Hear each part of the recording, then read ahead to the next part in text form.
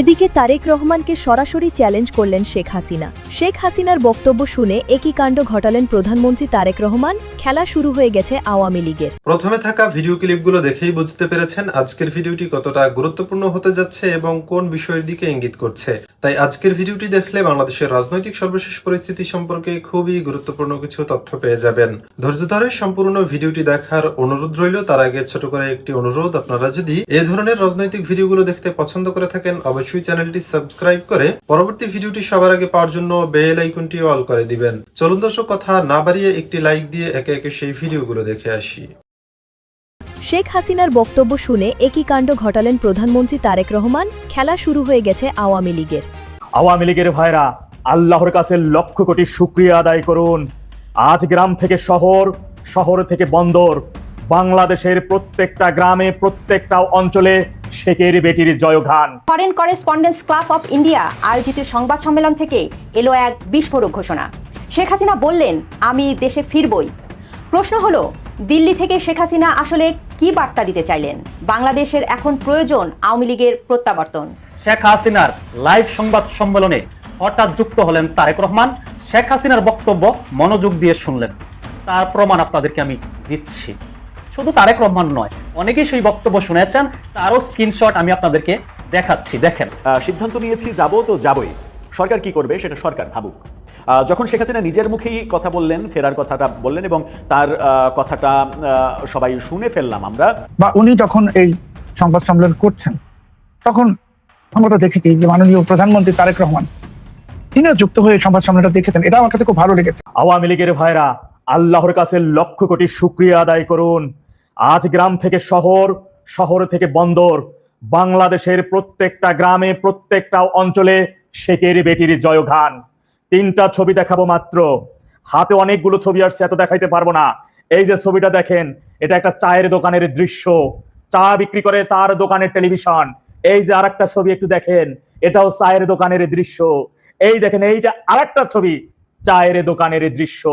রাজধানী এবং গ্রামে তিনটা ছবি, তিন অঞ্চলের, তিন জেলা থেকে আমি পোস্ট করলাম। আরো একাধিক ছবি আছে, এত কিছু দিতে পারবো না। এখন প্রশ্ন, বাংলাদেশে তো কোনো স্যাটেলাইট টেলিভিশনে শেখের বেটির আজকের সাক্ষাৎকার প্রচার করে নাই, তাহলে চায়ের দোকানে টিভিতে কি কেন কিভাবে আসলো? মনে রাখবেন, দেশ আধুনিক হয়েছে। চায়ের দোকানের ওই টিভি চ্যানেলে আগের মতো ওই ডিশেল লাইনের উপর ভরসা আর সিডিবিসি আর চলে না। এখন ডিজিটাল, ইউটিউব, অনলাইনের মাধ্যমে তারা অনেক কিছুই দেখতে পায়, বিশ্ব সম্পর্কে জানতে পারে। মাথায় রাখবেন, জননেত্রী শেখ হাসিনা উড়ে এসে জুড়ে বসে আওয়ামী লীগের সভানেত্রী হয় নাই। তিনি আওয়ামী লীগের সভানেত্রী হওয়ার আগে তথা বাংলাদেশ জন্মের 5 বছর আগে তিনি ইডেন কলেজ ছাত্রলীগের প্যানেল থেকে ভিপি নির্বাচিত হয়েছিলেন। ঢাকা বিশ্ববিদ্যালয় রোকেয়া হল ছাত্রলীগের সাধারণ সম্পাদক নির্বাচিত হয়েছিলেন। শুধু যে বঙ্গবন্ধু কন্যা সেই পরিচয়ের উপর ভিত্তি করে তিনি আওয়ামী লীগের সভানেত্রী নির্বাচিত হন নাই। রাজনৈতিক চিন্তা, চেতনা, প্রজ্ঞা, মেধা তথা একজন সফল রাষ্ট্রনায়ক, একজন সফল রাজনীতিবিদ হওয়ার জন্য যা যা প্রয়োজন মহান রব্বুল আলামিন তার ভিতরে তার সবটাই দিয়েছেন। আওয়ামী লীগ তথা জননেত্রী শেখ হাসিনার যারা চিরশত্রু, তারা এটা স্বীকার করে যে শেখের বেটি নীলকণ্ঠ, তিনি বিষ খাইয়া হজম করেন, তিনি আয়রন লেডি, আন্তর্জাতিক শীর্ষ 10 জন ক্ষমতাবান শক্তিশালী নেতার মধ্যে অন্যতম নির্বাচিত হয়েছিলেন। বঙ্গবন্ধুর ঘনিষ্ঠ সহচর সুনন্দু সেনগুপ্ত খালি খালি বলে নাই যে বাঘে ধরলে বাঘে ছাড়ে, কিন্তু শেখ হাসিনা ধরলে তারে ছাড়ে না। আপনি আপনার শত্রুকে যদি হুট করে মেরে ফেলেন, তাইলে তোমার মারার যে একটা তৃপ্তি ঢেউ, এটি পাইলেন না, ফিলিংস পাইলেন না। ডেভিল ইনুসের সময় জননেত্রী শেখ হাসিনা অডিও কনফারেন্সের মাধ্যমে একটা সাক্ষাৎকার দিয়েছিলেন। আর গত 2 বছরের মধ্যে এই প্রথম গণমাধ্যমের সামনে এসে সরাসরি শুধু চেহারা দেখান নাই, সাংবাদিকদের সরাসরি প্রশ্নের উত্তর দিয়েছেন। বিশ্বের 254টা আন্তর্জাতিক মিডিয়া তার সেটি কভার করেছে। রয়টার্সের মতন আন্তর্জাতিক শক্তিশালী মিডিয়া পর্যন্ত লাইভ ব্রডকাস্ট করেছে। আওয়ামী লীগের অফিসিয়াল ফেসবুক পেজ, ছাত্রলীগের official Facebook page, Sajeeb Wazed Joy সাহেবের অফিসিয়াল ফেসবুক পেজ সহ আওয়ামী লীগ সংশ্লিষ্ট সকল পেজ থেকে সেটি লাইভ ব্রডকাস্ট হয়েছে। এই প্রথম বাংলাদেশের ইতিহাসে বাংলাদেশের কোন রাষ্ট্রনায়কের সরাসরি লাইভ প্রোগ্রাম 44 কোটি মানুষ একযোগে দেখেছেন। এখন প্রশ্ন, বাংলাদেশে তো সর্বসাকল্যে 22 কোটি জনগণ, তাহলে বাকি 22 কোটি কোথা থেকে আসলো? আর মেয়া বাকি 22 শুধুই কি জনগণ বাংলাদেশে বসবাস করে, অন্য কোনো দেশে কি জনগণ নাই? অনেকে প্রশ্ন করতে পারেন, ডেভিল ইনুসের সময় তিনি প্রথমে অডিও সাক্ষাৎকার দিলেন, তাহলে এবারে তিনি অডিও কলের মাধ্যমে সরাসরি কনফারেন্সে যুক্ত হলেন এবং সাংবাদিকদের প্রশ্নের উত্তর দিলেন, তাহলে চেহারা কেন দেখাইলেন না? আরে ভাই, এখানেই তো আসল রাজনীতি। আপনি দৌড়ানি দিয়া, ভয় দিয়া, আতঙ্কিত কইরা শত্রুদেরকে যত ভয় দেখাইয়া তাদের ভ্যানিশ করবেন, তত আপনার তৃপ্তির ঢেউ।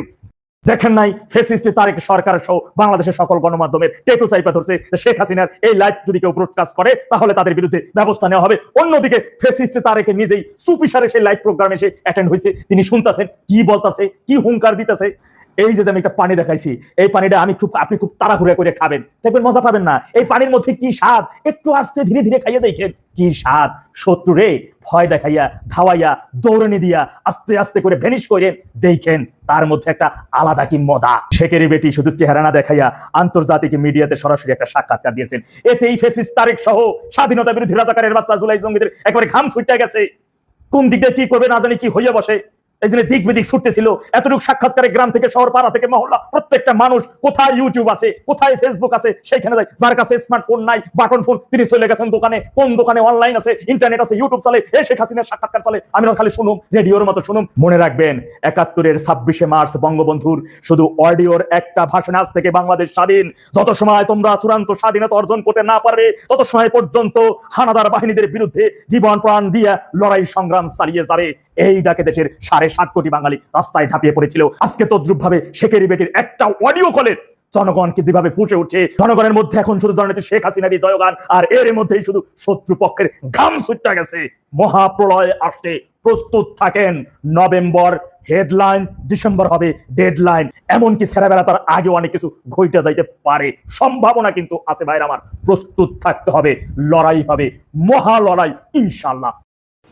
বাংলাদেশ সরকারের সমস্ত আপত্তি, কূটনৈতিক চাপ এবং কঠোর নিষেধাজ্ঞা সবকিছুকে পেছনে ফেলে নয়াদিল্লি থেকে সরাসরি সংবাদ সম্মেলন করলেন সাবেক প্রধানমন্ত্রী Sheikh Hasina. Foreign correspondence club of India আয়োজিত সংবাদ সম্মেলন থেকে এলো এক বিস্ফোরক ঘোষণা। শেখ হাসিনা বললেন, আমি দেশে ফিরবই। সময়সূচিও নির্ধারণ করে দিলেন বিজয়ের মাস ডিসেম্বরে। সংবাদ সম্মেলনে এক সাংবাদিকের প্রশ্নের জবাবে শেখ হাসিনা সরাসরি বর্তমান সরকারকে চ্যালেঞ্জ ছুড়ে দিলেন। তারেক রহমানের সরকারের পক্ষ থেকেও এলো তীব্র প্রতিক্রিয়া। পররাষ্ট্র মন্ত্রণালয় স্পষ্ট জানিয়ে দিল, এই বক্তব্য বাংলাদেশের সার্বভৌমত্বের ওপর আঘাত।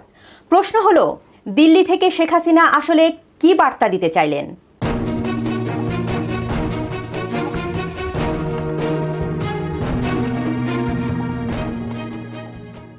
ঘটনার সূত্রপাত কয়েকদিন আগেই।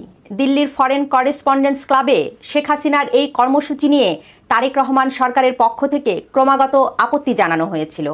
বিএনপি সরকারের স্পষ্ট অনুরোধ ছিল শেখ হাসিনাকে যেন কোনো রাজনৈতিক বক্তব্য দেওয়ার সুযোগ না দেওয়া হয়, এমনকি এই বক্তব্য সংবাদ মাধ্যম বা সোশ্যাল মিডিয়ায় প্রচার না করার নির্দেশ দেওয়া হয়।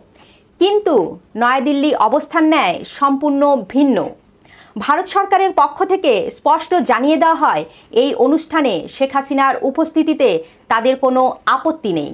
এর মধ্য দিয়ে একটি বিষয় পরিষ্কার, শেখ হাসিনাকে রাজনৈতিক বক্তব্য দেওয়ার জন্য একটি বড় আন্তর্জাতিক মঞ্চ ব্যবহারের সুযোগ করে দিয়েছে ভারত।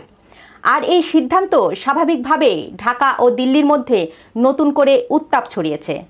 সংবাদ সম্মেলনে শেখ হাসিনা নিজেকে কেবল 5 বারের সাবেক প্রধানমন্ত্রী হিসাবে উপস্থাপন করেননি। তিনি জোর দিয়ে বলেন, তিনি জাতির পিতা বঙ্গবন্ধু শেখ মুজিবুর রহমানের কন্যা। তার মূল বক্তব্যের বড় অংশ জুড়ে ছিল 24 জুলাই ও আগস্ট মাসের ঘটনাবলী। বিশ্বজুড়ে প্রচারিত শান্তিপূর্ণ ছাত্র আন্দোলনের তথ্যটি তিনি সরাসরি মিথ্যা বলে দাবি করেন।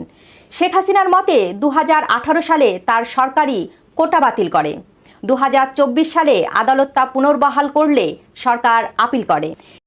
তিনি শিক্ষার্থীদের আলোচনার জন্য গণভবনে আহ্বান জানান, কিন্তু আন্দোলনকে সুনির্দিষ্ট চক্রান্তের মাধ্যমে সহিংস রূপ দেওয়া হয়। তিনি অভিযোগ করেন, যখনই আলোচনায় অগ্রগতি হতো তখনই কোনো এক অদৃশ্য শক্তি থেকে নতুন নির্দেশনা আসতো। তার ভাষ্য অনুযায়ী এটি কেবল কোটা আন্দোলন ছিল না, এটি ছিল ক্ষমতার পালাবদলের জন্য পরিকল্পিত সহিংসতা। সংবাদ সম্মেলনে শেখ হাসিনা একের পর এক ক্ষতিগ্রস্ত রাষ্ট্রীয় প্রতিষ্ঠানের তালিকা তুলে ধরেন। তার দাবি অনুযায়ী দেশ জুড়ে প্রায় 460টি থানা ও পুলিশ ফাঁড়িতে অগ্নিসংযোগ করা হয়। অন্তত 3000 পুলিশ সদস্য হামলা, নির্যাতন ও সহিংসতার শিকার হন। তিনি প্রশ্ন তোলেন, এমন পরিস্থিতিতে আইন শৃঙ্খলা রক্ষাকারী বাহিনীর দায়িত্ব কী ছিল? রাষ্ট্রের সম্পদ ও নাগরিকদের জীবন রক্ষায় পুলিশ তাদের আইনি দায়িত্ব পালন করেছে বলে তিনি দাবি করেন। শেখ হাসিনা বলেন সত্য উদ্ঘাটনে তিনি বিচার বিভাগীয় তদন্ত কমিশন গঠন করেছিলেন, কিন্তু পরবর্তীতে অন্তর্বর্তী সরকার সেই তদন্ত বন্ধ করে দেয় যাতে প্রকৃত সত্য ঢাকা পড়ে থাকে। গত 2 বছরের পরিস্থিতি বর্ণনা করতে গিয়ে শেখ হাসিনা বর্তমান সামাজিক ও অর্থনৈতিক কাঠামোর এক ভয়াবহ চিত্র তুলে ধরেন। তিনি দাবি করেন গত 2 বছরে 6,50,000 মানুষকে গ্রেপ্তার করা হয়েছে, 2,500-এর বেশি মামলায় আসামি করা হয়েছে প্রায় 4.5 লাখ আওয়ামী লীগ নেতাকর্মীকে। এর পাশাপাশি মুক্তিযুদ্ধের প্রতীক ও স্মারকগুলো পরিকল্পিতভাবে ধ্বংস করা হচ্ছে। অর্থনীতি ভঙ্গুর। এই বিশৃঙ্খলা ও অর্থনৈতিক মন্দার মূল্য এখন দিতে হচ্ছে সাধারণ মানুষকে। কিন্তু পুরো সংবাদ সম্মেলনের সবচেয়ে বড় চমক ছিল তার প্রত্যাবর্তনের ঘোষণা। সাংবাদিকদের প্রশ্নের জবাবে তিনি সরাসরি জানান বিজয়ের মাস ডিসেম্বরে তিনি বাংলাদেশে ফিরতে চান। তিনি বলেন বাংলাদেশের মানুষ অনেক ভুগছেন, আমি আর এটা নিতে পারছি না। বাংলাদেশের এখন প্রয়োজন আওয়ামী লীগের প্রত্যাবর্তন। দেশে ফেরার জন্য শেখ হাসিনা বিজয়ের মাসকে বেছে নেওয়ার সিদ্ধান্তটি একটি গভীর রাজনৈতিক কৌশলের অংশ। এর মাধ্যমে তিনি দেশবাসীকে নতুন আশার আলো দেখিয়েছে। একই সাথে আন্তর্জাতিক সম্প্রদায়কেও বার্তা দিলেন যে বাংলাদেশের রাজনীতিতে তিনি এখনও বড় ফ্যাক্টর। তবে এই সংবাদ সম্মেলন হজম করতে পারছে না বর্তমান বিএনপি সরকার। শেখ হাসিনার এই বক্তব্যের পর ক্ষুব্ধ প্রতিক্রিয়া জানিয়েছে তারেক রহমান সরকার। পররাষ্ট্র মন্ত্রণালয়ের বিবৃতিতে স্পষ্ট বলা হয়েছে, দিল্লিতে বসে এমন বক্তব্য প্রদান জুলাই শহীদদের প্রতি চরম অপমান এবং বাংলাদেশের অভ্যন্তরীণ বিষয়ে হস্তক্ষেপের শামিল। এই ঘটনার পর ঢাকা নয়াদিল্লি সম্পর্কের বরফ আরও জমতে পারে বলে মনে করছেন অনেকেই। বাংলাদেশের রাজনীতি এখন এক অত্যন্ত সংকটময় পরিস্থিতি অতিক্রম করছে। একদিকে শেখ হাসিনার প্রত্যাবর্তনের ঘোষণা, অন্যদিকে সরকারের কঠোর অবস্থান। শেখ হাসিনার এই বক্তব্য এবং দিল্লি থেকে তার এই রাজনৈতিক পদক্ষেপকে আপনি কিভাবে দেখছেন? কিরে রাজাকারের বাচ্চারা, কেমন আছিস তোরা? বাংলাদেশের তথাকথিত রাজনৈতিক দলগুলা তাদের যতগুলা পোষা পালিত রাজাকারের বাচ্চা আছে, শিলং সালাউদ্দিন, কসা জায়েদ, পররাষ্ট্র উপদেষ্টা, পররাষ্ট্র প্রতিমন্ত্রী, পররাষ্ট্রমন্ত্রী, এছাড়াও বিকাশ রাশেদ, বিকাশ নূর, এরকম বাংলাদেশের রাজাকারের বাচ্চারা বলেছিল না দিল্লি ভারত সরকার শেখ হাসিনাকে কোনো প্রকার রাজনৈতিক কর্মযজ্ঞ ভারতে বসে চালাতে দেবে না। ঠিক 2 দিন পর গতকাল রণধীর জয়সওয়াল বলে দিয়েছেন যেই প্রতিষ্ঠানের পক্ষ থেকে বঙ্গবন্ধু কন্যা শেখ হাসিনার প্রেস কনফারেন্স হবে সেটা একটা বেসরকারি প্রতিষ্ঠান, তার সাথে ভারত সরকারের কোনো সম্পর্ক নেই। সুতরাং শেখ হাসিনা বক্তব্য দেবেন কি দেবেন না, প্রেস কনফারেন্স করবেন কি করবেন না, এটা ভারত সরকারের মাথা ঘামানোর বিষয় না। ভারত সরকারের তাতে কিছু যায় আসে না। ভারত একটা গণতান্ত্রিক রাষ্ট্র। ভারতে বসে যে কেউ গণতান্ত্রিক ভাবে নিজের স্বাধীনতা নিজে অক্ষুণ্ণ রাখতে পারে, নিজের স্বাধীনতা অনুযায়ী যে কোনো কাজ নিজে করতে পারে। South Asian foreign correspondents club তার উদ্যোগে বঙ্গবন্ধু কন্যা শেখ হাসিনা ঠিকই লাইভে এসে বক্তব্য দিচ্ছেন। অনেক রাজাকারের বাচ্চারা বলেছিল জুলকারনাইন সায়ের, ইভেন বাংলাদেশ আওয়ামী লীগের একটা নব্য রাজাকার জন্ম নিয়েছে রাশেক রহমান। রাশেক রহমান, আপনি প্রথম থেকে সামাজিক যোগাযোগ মাধ্যমে অ্যাক্টিভ, তার জন্য আপনাকে নিয়ে কিছু বলি নাই, কিন্তু গতকাল আপনি শারমিন চৌধুরীর সাথে যে সাক্ষাৎকার দিয়েছেন, সেই সাক্ষাৎকারে যে ধরনের ভাষা ব্যবহার করেছেন, শব্দ চয়ন, যে ধরনের মিথ্যাচার করেছেন, আপনাকে তো ভাই বাংলাদেশের মানুষ দেখবে, আওয়ামী লীগ দেখবে। ইভেন বাপের ধনের পুদ্দারি একটা কথা আছে না, মানে বাপের সম্পদ দিয়ে সন্তান রাজকীয় ভাবসাব দেখায়, ঠিক একই রকম এই রাশেক রহমান তার বাবার কারণে আওয়ামী লীগের মনোনয়ন পেয়েছিল রংপুর থেকে। অন্যথায় তার ব্যক্তিগত যোগ্যতা কি যোগ্যতা? স্পষ্ট ভাবে, চমৎকার ভাবে, মিষ্টি ভাবে কথা বলতে পারলেই যোগ্যতা হয় না। রাশেক রহমান সাহেব অপেক্ষা করেন, অনেক কিছু দেখবেন। গতকাল সাক্ষাৎকারে বলেছেন না শেখ হাসিনা স্ট্যান্ডবাজি করছে দিল্লিতে বসে, তিনি ডিসেম্বরে আসবেন না। শেখ হাসিনার আশেপাশে যারা আছেন তারা সব মূর্খ, বোকা, তাদের মধ্যে বুদ্ধি নাই। বঙ্গবন্ধু কন্যা শেখ হাসিনা একটা রেকর্ডেড অডিও বার্তা দেবেন বলেছিলেন না? দেখবেন বঙ্গবন্ধু কন্যা কিভাবে কথা বলতেছেন। আমি যে মুহূর্তে ভিডিও রেকর্ড করতেছি ঠিক সেই মুহূর্তে বঙ্গবন্ধু কন্যা লাইভে কথা বলতেছেন, সাংবাদিকদের প্রশ্নের উত্তর দিচ্ছেন। শুনেন একটু। Journalists were killed. Law enforcement agencies came under organized attack. Police, Sepai, other officers were killed and their bodies were hung from flyover. শুধুমাত্র একটা প্ল্যাটফর্ম থেকে দেখলাম, সজীব ওয়াজেদ জয়ের যে ফেসবুক পেজ, সেখান থেকে 2 লক্ষ মানুষ লাইভ দেখতেছে। সাকিব আল হাসান ওনার ফেসবুক যে অফিসিয়াল পেজ আছে সেখান থেকে লাইভ করা হচ্ছে। বাংলাদেশ আওয়ামী লীগের ফেসবুক পেজ থেকে লাইভ হচ্ছে। দিল্লি ফরেন করেসপন্ডেন্ট ক্লাবের ফেসবুক পেজ থেকে লাইভ করা হচ্ছে। ইভেন রয়টার্স এর মতো গণমাধ্যম এই সংবাদ সম্মেলন লাইভ করতেছে। এটা দেখার পর আমার একটা কথা মনে পড়তেছে, রাজাকারের বাচ্চারা সবাই স্লোগান দাও, এই তোরা কে কোথায়, রাজুতে আয়। রয়টার্স শেখ হাসিনার বক্তব্য প্রচার করছে, রয়টার্স এর অফিস ভাঙচুর করতে হবে। কি রাজাকারের বাচ্চারা স্লোগান দাও, রয়টার্স প্রকাশ করতেছে লাইভ। শুধু রয়টার্স না, ভারতবর্ষের একাধিক আন্তর্জাতিক মানের গণমাধ্যম এই লাইভ সম্প্রচার করছে। শুধুমাত্র ভারতবর্ষের, জি না, দক্ষিণ এশিয়ার একাধিক গণমাধ্যম এই লাইভ সম্প্রচার করছে। অনেক চিল্লাপাল্লা করেছিল তোমরা শেখ হাসিনার 5 আগস্টের প্রোগ্রামকে তোমরা ধূলিসাৎ করবা, তোমরা এটাকে স্প্রেড হতে বাধা দিবা, পেরেছো? পারো নাই তো। তোমাদের কি জুলাই ফলাই ছিল না আজকে 5 আগস্ট উপলক্ষে? কি দিবস পালন করলা? কি জুলাই জাদুঘর না কি যেন একটা উদ্বোধন করলা? সেখানে গিয়ে দেখলাম 2 পক্ষের হাতাহাতি হয়েছে, আবার দেখলাম জুলাইয়ের ঘোষক নাকি এবার বুঝছো তো জুলাই সন্ত্রাসীরা বিএনপি কিভাবে স্বাধীনতার ঘোষককে জোর করে তাদের কাছে নিয়ে যায়। বঙ্গবন্ধুর পক্ষে স্বাধীনতার ঘোষণাপত্র পাঠ করে জিয়া হয়ে যায় স্বাধীনতার ঘোষক। ঠিক একই রকম 5 আগস্টের সময় দেখলাম নাহিদ ইসলাম, আসিফ মাহমুদ সজীব ভুইয়ারা 1 দফার ঘোষণাপত্র পাঠ করলো, 1 দফার ঘোষণা দিল। এখন নতুন ভাবে শুনতে পাচ্ছি তারেক রহমান নাকি এই জুলাই আন্দোলনের, জুলাই সংগ্রামের 5 আগস্টের স্বাধীনতার ঘোষক ছিল। ভাবে ছিল চুরি করে 1971-এর স্বাধীনতার ঘোষক, এখন দ্বিতীয় স্বাধীনতা তারা যেটা বলে সেটার ঘোষক হয়ে গেল তারেক। জুলাই ভোগে নাহিদ ইসলাম, আসিফ মাহমুদ সজীব ভুইয়া, কেমন লাগে? এবার বুঝছো তো বিএনপি কিভাবে স্বাধীনতার ঘোষণা চুরি করে জিয়ার নামে চালিয়ে দেয়। যেখানে সংবিধান বলতেছে স্বাধীনতার ঘোষক বঙ্গবন্ধু শেখ মুজিবুর রহমান, সেখানে বিএনপি বারবার বলে স্বাধীনতার ঘোষক শহীদ জিয়া। তাহলে সংবিধান ভায়োলেট করা হয় না? যদি এই সংবিধানের অধীনে শপথ নিয়ে থাকে, তাহলে সংবিধানে যেটা লেখা আছে সেটা যখন ব্যত্যয় ঘটিয়ে অন্য কাউকে ঘোষক দাবি করা হয়, তখন কিন্তু সংবিধানকে অবমাননা করা হয়, তখন কিন্তু সংবিধানকে অসম্মান করা হয়। এটা কিন্তু রাষ্ট্রদ্রোহ অপরাধ। এখন এটা নিয়ে যদি কেউ কথা বলতে যায়, তাকে বলা হবে ফেসিস্টের দোসর, স্বৈরাচারের দোসর। মানে কি একটা মেসাকার অবস্থা। পারছো বাংলাদেশ আওয়ামী লীগকে অপ্রাসঙ্গিক করতে, পারছো বঙ্গবন্ধু কন্যা শেখ হাসিনাকে অপ্রাসঙ্গিক করতে। বাংলাদেশের কোন গণমাধ্যমের লাইভ সম্প্রচার করার দরকার নাই। বাংলাদেশের গণমাধ্যম যে দালাল এটা পুরো বিশ্ব জানে। সুতরাং রয়টার্সের মতো আন্তর্জাতিক গণমাধ্যম যখন এই প্রেস কনফারেন্স লাইভ টেলিকাস্ট করে, তখন তোমাদেরকে বুঝে নিতে হবে ডাল মে কুছ কালা হ্যায় না, তখন বুঝে নিতে হবে দক্ষিণ এশিয়ার রাজনৈতিক প্রেক্ষাপট, দক্ষিণ এশিয়ার রাজনৈতিক সিস্টেম পরিবর্তন হচ্ছে। লাস্ট ভিডিওতে বলেছি তারেককে বলে দিয়েছে মার্কিন যুক্তরাষ্ট্র এবং ভারত। এটা আবারও বলতেছি, তারেককে বলে দিয়েছে মার্কিন যুক্তরাষ্ট্র এবং ভারত। তারেকের খেলা শেষ, তারেক বলির পাঠা। বোঝা গেল? পুরো আন্তর্জাতিক মিডিয়া লাইভ করতেছে, পুরো আন্তর্জাতিক মিডিয়া। প্রিয় দর্শক, ভালো থাকেন। লাইভে কি ধরনের কথা হয়, বঙ্গবন্ধু কন্যা কি ধরনের দিক নির্দেশনা দেন, তিনি কি ধরনের কথা বলেন, তিনি কি কি বিষয় নিয়ে কথা বলেন, বিস্তারিত নিয়ে ভিডিও আসবে, নেক্সট ভিডিও। তিনি যেভাবে বলেছেন যে আমি 81 সালে ফেরত এসেছি, 81-তে আমাকে জেলে না নিল, 83-তে আমাকে জেলে নেওয়া হয়েছে এবং তারপর আমি বিভিন্ন সময় কারাগারে ছিলাম।